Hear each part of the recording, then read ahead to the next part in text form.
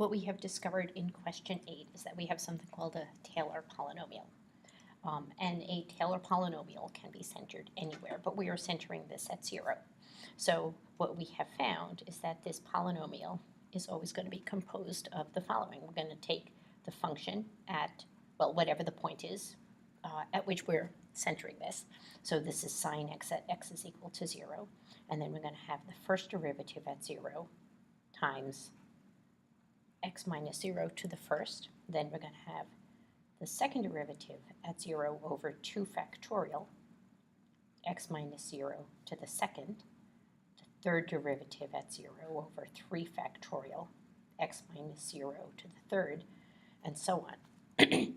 So we are looking for a 7th order, so we need to go up to the 7th derivative. So this is going to be kind of tricky, so let's start with this. F of x is sine of x, and we need our first derivative, which is cosine.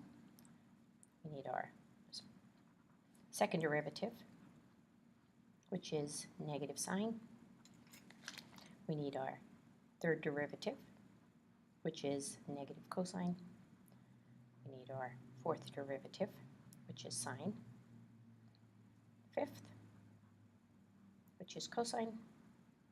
Sixth, which is negative sine.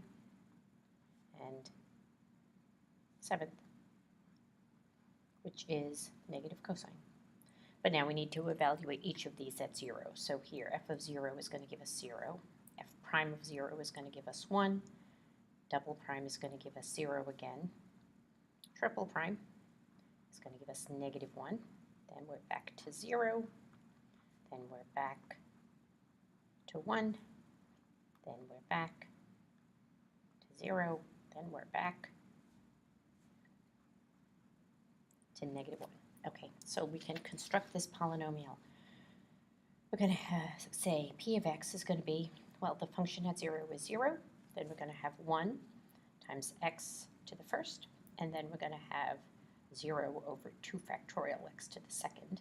And then we're going to have negative 1 over 3 factorial x to the third. And then we're going to have 0 over 4 factorial x to the fourth. And then we're going to have 1 over 5 factorial x to the fifth, 0 over 6 factorial x to the sixth, minus 1 over 7 factorial x to the seventh.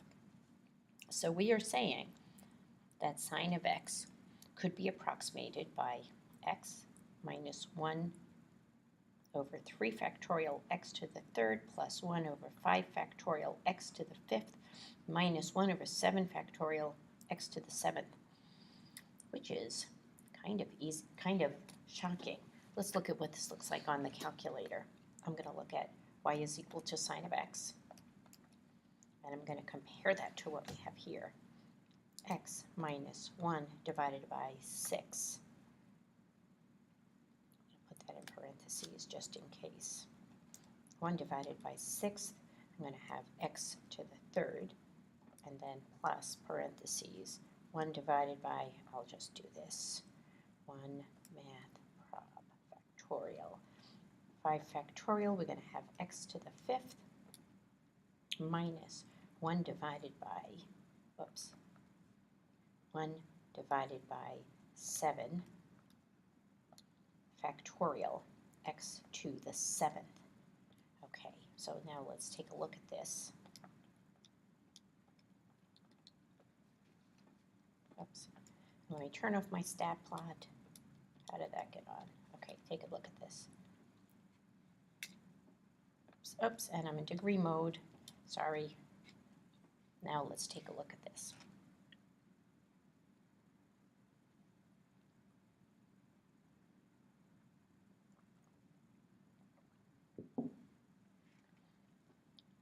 So, this is kind of interesting. I would say the interval of convergence goes from here to here, which to me looks like it's 2 pi. I'm going to try to add a few more terms here. I'm going to add, so I'm looking at the pattern, and I'm going to notice that this is probably going to end up with plus 1 over 9 factorial. This is going to be alternating, so plus parentheses 1 divided by 9 factorial x to the ninth And then let's do 1 minus 1 divided by 11 factorial, x to the 11th.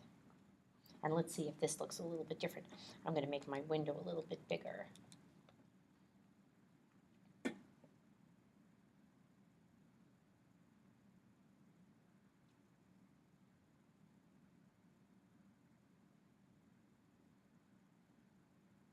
Well, I'll say it definitely looks as though the interval of convergence is bigger.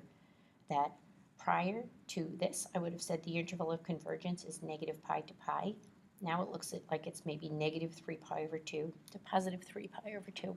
So I'm suspecting that the more terms I add, the better off, the bigger the interval of convergence is going to be.